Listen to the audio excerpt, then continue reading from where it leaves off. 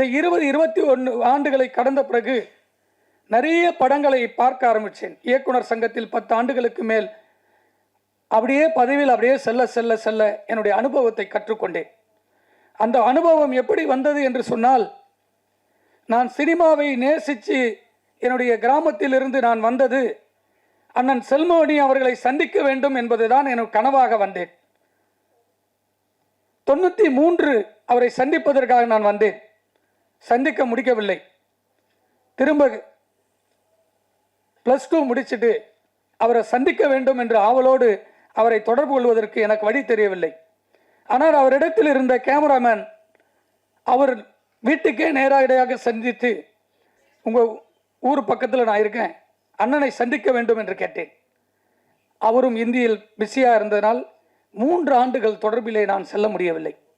இதையெல்லாம் ஏன் சொல்லுகிறேன் என்று சொன்னால், அப்படிப்பட்ட மாபெரும் வெற்றிகளை கொடுத்த அண்ணன் செல்வமணி அவர்களை சந்திப்பதற்கும் அவரோடு இணைந்து நான் வேலை செய்வதற்கும் அவரோடு பயணிப்பதற்கும் இந்த இயக்குனர் என்கின்ற அவதாரம், இயக்குனர் சங்கம் என்ற அவதாரம் தான் இந்த சினிமாவை நேசித்ததினால் எனக்கு வழியை ஏற்படுத்தி கொடுத்தது.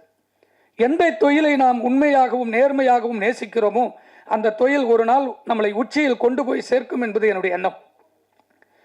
அதன் பிறகு இந்த 4 ஆண்டுகளில் கொரோனா காலகட்டத்தில் சந்திக்காத பிரச்சனைகளை எல்லாம் இந்த கொரோனாவில் நான் சந்தித்தேன். அந்த சந்திப்பை ஒரு ஆரோக்கியமான சினிமாவுக்காக தியாகம் செய்தேன். அப்படி தியாகம் செய்கிற காலகட்டத்தில் தான் இந்த படத்தை ஒரே ஷெட்டில் முடித்திருக்கக்கூடிய என்னுடைய நண்பர் சுதாகர் அவர்கள் இந்த படத்தை என்னிடத்தில் வந்து சொன்னார்.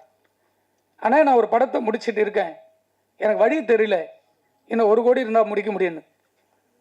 அந்த ஹீரோ, அப்கமிங்கில் இருக்கிற ஹீரோ, எந்த ப்ராப்ளமே வராது, உனக்கு நான் எல்லா உதவி செய்கிறேன்னு சொல்லி அந்த படத்துக்காக இறங்கி முதன் முறையாக படத்தை பார்த்து எனக்கு இந்த படத்தில் ஏதோ ஒரு விஷயங்கள் இருக்குது என்று ஆழமாக பதிவு செய்து 5 தயாரிப்பாளர்களுக்கு இதை நான் ஆவணம் செய்தேன். அந்த 5 தயாரிப்பாளர்களும் கரண்ட்ல இருக்கிறவங்க. இந்த படம் வரும், கம்மியான பட்ஜெட்டு, நீங்கள் எடுத்து பண்ணுங்க, என்கிட்ட பணம் இல்லைன்னு ஓப்பனாகவே இன்னொருத்தரை உயர்த்த வேண்டும் என்பதற்காக அவரிடத்தில் நானே கொண்டு போய் சேர்க்க வேண்டும் என்று சொன்னேன். யாரும் முன் வரவில்லை. அதன் பிறகு சுதாவே வைத்து படத்தை முடித்து விடுவோம் என்று நான் எப்பொழுதும் மதிக்கக்கூடிய, எனக்கு அப்பாவாக இருக்கக்கூடிய இடத்தில் எப்பொழுதும் எனக்கு தமிழ் சினிமாவில் யாரெல்லாம் ஒருவர் நல்லவர்களுக்கு கை தூக்கி கொடுப்பார்கள், அந்த துணை எப்பொழுது வரும் என்று சொன்னால், உண்மையான நேர்மையான எண்ணங்களோடு செயல்பட்டால் கடவுள் ஏதோ ரூபத்தில் நம்மளுக்கு எத்தனை சேர்ப்பார். அப்படி கடவுள் ரூபத்தில் வந்தவர் தான் திரு மகேந்திரகுமார் அவர்கள்.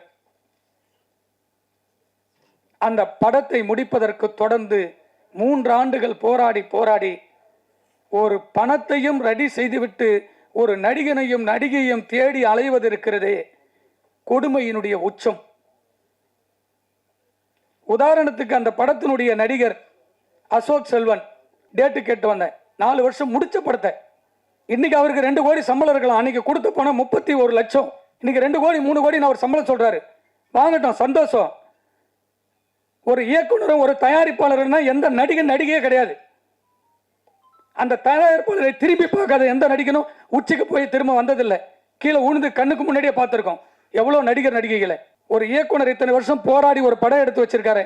இந்த இயக்குனர் கதை சொல்லி உனக்கு பிடிச்சதானே இந்த படத்துக்கு நடிக்க வந்தீங்க. ஒரு 2 மணி நேரம் 1.5 மாசமா சொல்லிட்டு இருக்கோம். சொல்றோன்னு ஒரு நாள் பதில் இல்லை. நீ கல்யாணத்துக்கு அப்புறம் உங்க அப்பா அம்மாவுக்கு ஒரு கார் வாங்கி கொடுக்குறியா? யாருடைய பணம்? ஒரு தயாரிப்பாளர் கொடுத்த பணம். அவங்க எத்தனை சொத்து தாலி தவிர எல்லாத்தையும் வித்து கொடுக்குறாங்க யாருக்கு தெரியும்? ஒரு நடிகன் இந்த படத்துக்கு வந்து ப்ரொமோட் பண்ணோம். நான் டெய்லியும் அப்டேட் பார்த்துட்டே இருக்கேன். சூப்பர் ஸ்டார் எல்லா படத்துலையும் வந்து நின்று இன்னைக்கு வரைக்கும் உச்சது. அவர் வரணும்னு அவசியமே இல்லை, வீட்டில் உட்கார்ந்துட்டு இருந்தா கூட அந்த படம் சூப்பர் ஹிட். ஒவ்வொரு படத்துக்கு வந்து நிற்கிறாரு, வாழ்த்துறாரு. இதையெல்லாம் ஏன் சொல்றேன்னா, ஒவ்வொரு நடிகனும் தான் படத்தில் கமிட் ஆகிறவங்க அத்தனை பேரும் வந்து அந்த படத்துக்கு வரணும்னு சொல்லி தயாரிப்பாளர் சங்கம், நடப்பு சங்கம், சிவான் இருக்காரு, ராஜண்ணன் இருக்காரு, செல்லுமணி அண்ணன் இருக்காரு. தயவு செஞ்சு இந்த மேடையிலே கோரிக்கை வைக்கிறேன், ஒரு படத்தில் நடிச்சு அவங்களுக்கு சம்பளம் தான் கேட்க நாங்கள் கொடுத்துட்டு போறோம். படம் ஷூட்டிங்கு முன்னாடியே டப்பிங் கூட முடியல, பணம் கொடுத்தாதான்னு கேரள வந்தாப்புல. படத்தை நைட்டோட நைட்டு வாங்கி எடுத்து போய் பணத்தை கொடுத்தோம். 4 மணி நேரம் ஷூட்டிங், 8 லட்ச ரூபாய் செலவு போச்சு. அந்த 8 லட்ச ரூபா கொடுக்க முடியுமா அசோக் செல்வனால? இதையெல்லாம் மீறி திரும்ப வந்து ஒரு படத்தை எடுத்து முடிச்சு வரும்போது ஒரு இயக்குனரோட பக்கபலமாக இருந்து அந்த படத்துக்கு எல்லா இடத்துலையும் வந்து நிற்கணும் ப்ரொமோஷனுக்கு. இது எனக்காக சொல்ல, எல்லா படத்துக்கும் எல்லா நடிகர்களும் ஒத்துழைப்பு கொடுக்கணுன்றதான் என்னுடைய எண்ணம். இது என்னுடைய படத்துக்குன்னு நான் சொல்லவே வரல. ஃபோன் எடுக்காத நடிகர் எதுக்குங்க? மேனேஜர் வைங்க, இல்லை மேனேஜர் ரெஸ்பான்ஸ் பண்ண சொல்லுங்க. ஒவ்வொருத்தருக்கும் 50,000 பேட்டா வரணும்னா 50,000 வேணுன்றீங்க. யாருக்கிட்ட பேசுறது? ஒன்று இயக்குநர்கிட்ட பேசணும், இல்லை தயாரிப்பாளர்கிட்ட பேசணும். உங்கள் ப்ராப்ளம் என்னன்னு சொன்னா அதை சால்வ் பண்ணுவோம்.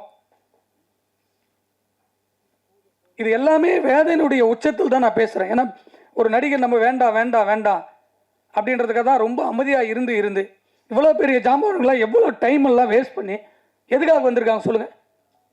ஒவ்வொருத்தருக்கும் ஒரு கடமைகள் இருக்கு. இந்த படத்தில் இருக்க இந்த படம் வெளியே வரதுக்கு யாருக்கு? பிள்ளையார் சுதாகர்னு ஒரு ஆள் ஒருவர் இல்லைன்னா இந்த படம் எப்படி வரும்? ஆரம்பிச்சிருக்க முடியாது. தான் ஸ்கிரிப்டை தூக்கிட்டு போய் பாலாஜி எத்தனை வருஷத்துக்காக போராடுறாரு. அவர் இந்த படத்தை தூக்கி போட்டு வேற படத்துக்கு போயிருக்கலாமே, போலிய கடைசி வரைக்கும் இருக்காரு. இந்த படத்தை வராத படத்தை வருன்ற நம்பிக்கையில் எப்படி மகேந்திரகுமார் கேட்ட உடனே பணம் கொடுக்குறாரு எனக்கு? 3 படம் வந்து ஃபர்ஸ்ட் படம் தீ நகர் எடுத்தேன். தயாரிப்பாளர் ஒரு நாளும் வரவே மாட்டார். உடனுடன் அந்த படத்துக்கு எல்லா வேலையும் எல்லாத்தையும் நடத்துவோம். அகம்புறன்னு ஒரு படம் எடுத்தேன், அதே போல எல்லாத்தையும் நடத்தணும். அதுக்கப்புறம் காசே தான் கட்டணும். அந்த ப்ரொடியூசர் வரவே மாட்டார். படத்தை பண்ணி கையில் கொடுத்து அந்த படத்தை ரிலீஸ் வரைக்கும் நிற்போம். என் கூட நடிச்ச எல்லா நடிகருமே என்னோட அப்படியே ஃப்ரெண்டாக இருப்பாங்க. இப்போ இந்த படத்துக்கு படம் 4 வருஷமா போராட்டமா தூங்கும் போதெல்லாம் அந்த படம் தான் வருது. எப்படின்னா வெளியே கொண்டு ஒரு நல்ல படம்னு தோணிக்கிட்டே இருக்கு. இதையெல்லாம் சொல்றேன்னா பிரஸுக்கு இது போய் சேரணுன்றதுக்காக தான். என் படத்துக்கு வரலன்னா பரவாயில்லைங்க, அடுத்து நடிக்கிற எந்த தயாரிப்பாளருடைய படத்துக்கும் அவர் வரணும்னு சொல்லி இந்த மேடையில் இருக்கிற அத்தனை முன்னோடிகளுக்கும் சங்கத்திலுடைய நிர்வாகிகளுக்கும் தயவு செஞ்சு என்னுடைய கோரிக்கையாக வைக்கிறேன். எந்த நடிகனும் ஒவ்வொரு படத்தினுடையும் ப்ரொமோஷனில் நிற்கணுன்றதை ஒரு தீர்மானமாக எடுக்க வேண்டும் என்று உங்களுக்கு பணிவோடு கட்டளையிடுகிறேன். நன்றி, வணக்கம்.